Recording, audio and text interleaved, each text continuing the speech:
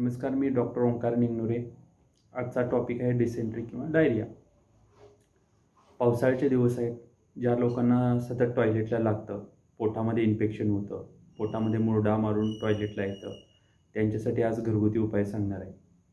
30 gram जायफळ powder, 30 gram सुंठ, 30 gram काढलेली हळद, हे तिन्ही चूर्ण एकत्र करून 2-2 चमचे 1 वाटी कोमट पाण्यातून आपण 1-2 दिवस घेतले असता आपल्या पोटातील इन्फेक्शन कमी व्हायला मदत होते।